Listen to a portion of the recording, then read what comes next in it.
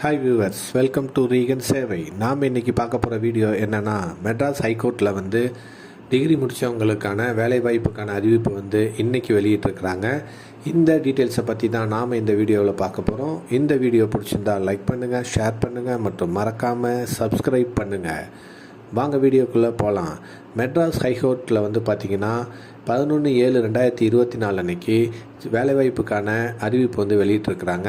நாம் அந்த மெட்ராஸ் ஹைகோர்ட் வெப்சைட்டோட அட்ரஸில் போனீங்கன்னா நோட்டிஃபிகேஷனுங்கிற பேஜில் வந்து இந்த வேலைவாய்ப்புக்கான அறிவிப்பு வெளியிட்டிருப்பாங்க.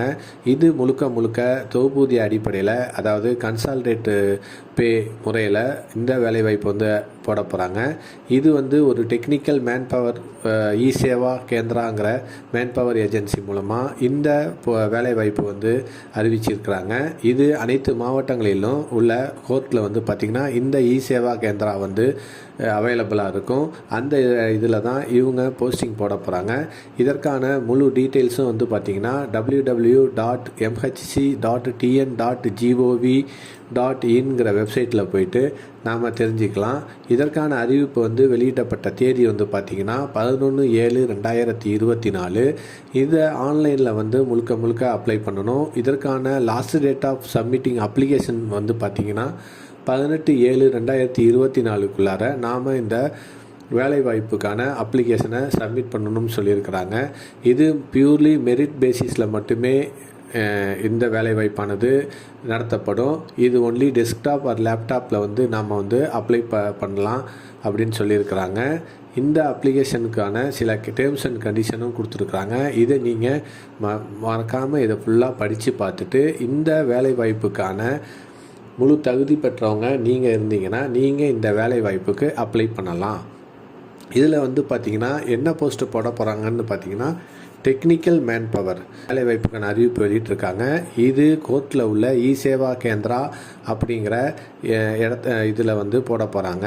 இந்த டெக்னிக்கல் மேன் பவருக்கு 15,000 ரூபா கன்சால்டேட் பேவாக வழங்கப்படும் அப்படின்னு சொல்லியிருக்கிறாங்க. மொத்தம் 298 போஸ்ட்டு வந்து இந்த வேலைவாய்ப்புக்கு அறிவிச்சிருக்கிறாங்க.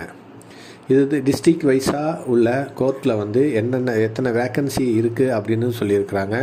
இதில் பார்த்திங்கன்னா அரியலூரில் வந்து 6, செங்கல்பட்டு 9, சென்னை 17, கோயம்புத்தூர் 14, கடலூர் 11, தருமபுரியில் 8 போஸ்ட்டு, திண்டுக்கல்லில் 10 போஸ்ட்டு, ஈரோடு 9, பெரம்பலூரில் 3, புதுக்கோட்டை 15, ராமநாதபுரம் 6 அப்படின்னு உங்கள் 39 டிஸ்ட்ரிக்ட்லேயும் மொத்தம் 298 இப்போ வேக்கன்சி வந்து கால்ஃபர் பண்ணியிருக்கிறாங்க.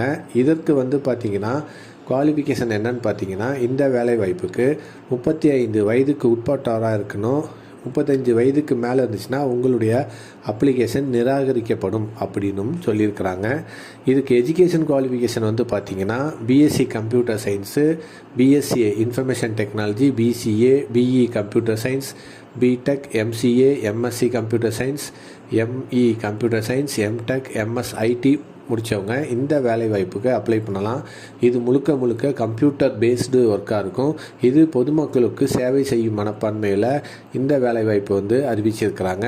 இந்த வேலைவாய்ப்புக்கு எந்த வித எக்ஸாமினேஷன் ஃபீஸும் கிடையாது. இதில் வந்து பார்த்திங்கன்னா எப்படி இந்த வேலைவாய்ப்புக்கு செலக்ட் பண்ணுவாங்கன்னா ஃபஸ்ட்டு ப்ரிலிமினரி எக்ஸாம் வந்து நடத்துவாங்க.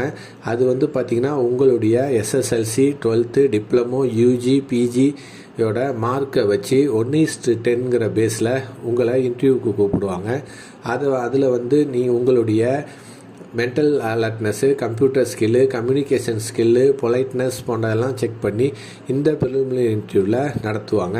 அதுக்கப்புறம் ஃபைனல் இன்டர்வியூ வந்து நடத்துவாங்க.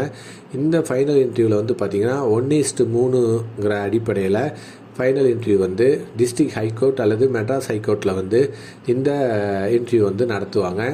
ஃபைனலாக இதில் செலக்ட் ஆன கேண்டிடேட்ஸ் வந்து பார்த்திங்கன்னா அவங்களுடைய வெப்சைட்டில் வந்து வெளியிடுவாங்க. அதற்கப்புறம் நீங்கள் உங்களுடைய சர்டிஃபிகேட் எல்லாத்தையும் கொடுத்து நீங்கள் வந்து அவங்க அறிவிச்சிருக்கிற எந்த மாவட்டத்திற்கு உங்களை போடுறாங்களோ அந்த மாவட்டத்துக்கு நீங்கள் போய் வேலையில் ஜாயின் பண்ணலாம் அப்படின்னு கொடுத்துருக்காங்க. இது முழுக்க மெரிட் அடிப்படையில் மட்டுமே போடப்படும் அப்படின்னும் சொல்லியிருக்கிறாங்க.